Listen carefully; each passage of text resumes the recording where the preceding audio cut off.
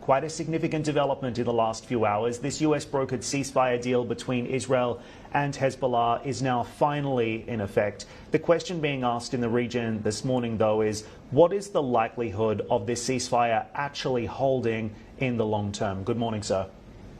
Good morning, Dan. Pleasure being here. First, let us take a minute to take note of this good news, because after 14 months of fighting between Israel and Hezbollah, since Hezbollah joined Hamas on October 8th, the day after October 7th, in firing into Israel, finally there are some prospects for the return of normal life for the people of Israel who have been living in the north, for the people of Lebanon who have been living in the south of that country. So there is an achievement for diplomacy, there is an achievement for American mediation, there is willingness by leadership on both sides to move forward.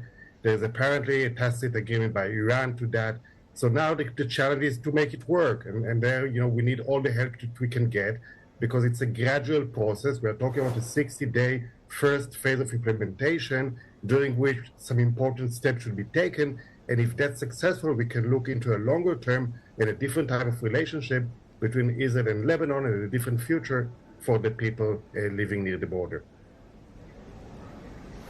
Indeed, and somewhat of a bittersweet celebration on the ground in Lebanon and, of course, in Israel as well, given the length of time it's taken to get this ceasefire in place and, of course, the death and destruction that we've seen in Lebanon, in Beirut, and also on the Israeli side as well as a result of what has unfolded over the last few months. So with regards to whether or not this stays intact, how do you expect Iran to respond to this ceasefire agreement? And is there still a risk of future attacks here, particularly in this very fragile moment as we see President Trump returning to the White House in January?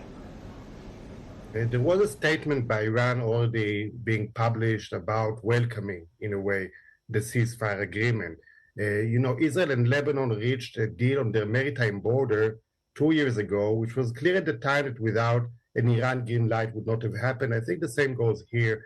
So this agreement doesn't only have impact on what happens between Israel and Hezbollah, Israel and Lebanon, it is also something that could help de-escalate the tensions that we saw, the direct warfare that we saw for the first time this year between Israel and Iran. So that's an important step, because the Israel-Iran conflict is very essential to regional stability. Beyond the welfare of the Israeli and Lebanese people, that has broader regional implications. And if this deal sticks and succeeds, I would anticipate that what we saw between Israel and Iran, this tit for tat of attacks, will not necessarily continue during the coming future. And then when Trump enters the White House, of course, American policy towards Iran is likely to change, is likely to become more hawkish, let's say, to put more pressure.